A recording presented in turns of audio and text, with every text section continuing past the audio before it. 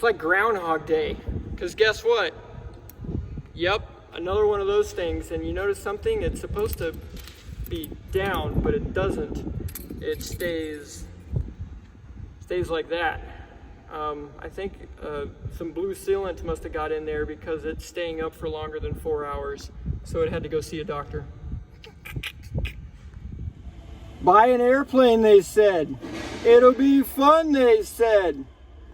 Like, subscribe, and throw me your comments. Let me know what projects you're working on, or those tips and suggestions, the things that made your airplane ownership the best one ever.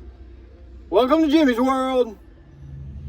On today's episode of Jimmy's World, we're doing fuel gauges. Hey-o! So I'm taking fuel, putting it in one tank, filling it up, checking it at different intervals, 5, 10, 15, so on, full tank.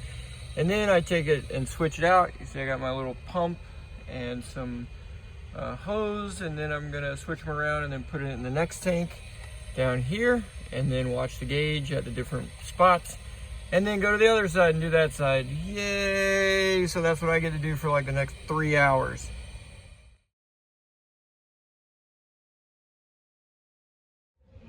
What we did was take off the oil pressure line, make an adapter, come over to this gauge, pop it up to 60 PSI. See if we can see that there, kinda.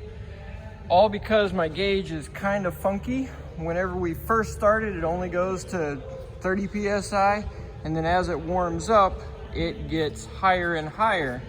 So if we take and look at that. That's interesting. It's only showing about 30 PSI on the gauge whenever it's showing 60 PSI over here. So next step is to go ahead and clean out that line and make sure there's no varnish or anything in there, and then we'll test it again. Ew, look at that. That looks like crude oil straight out of the ground. That's nasty. Okay, now that we got the line cleaned out, let's see what we got. Shows about 65 PSI there. And we're hooking it up the same way, and some nasty sludge came out of there.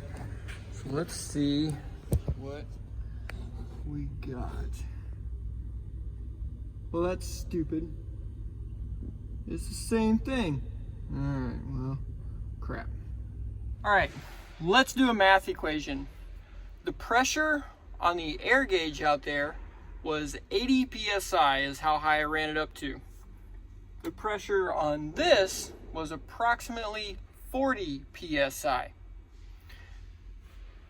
So that tells me there's at least either a doubling or a 40 PSI difference between what's actually happening out there and what this gauge is showing. Now, if I do some deducing, Watkins style, the spring that was in the oil pressure cinder unit had 7 washers on it, which is almost maxing it out. So then I have to wonder, how much pressure was actually being produced by the engine, because this would show 60 PSI thereabouts, a little less than that, when the engine was fully warmed up. So how much pressure was actually being produced?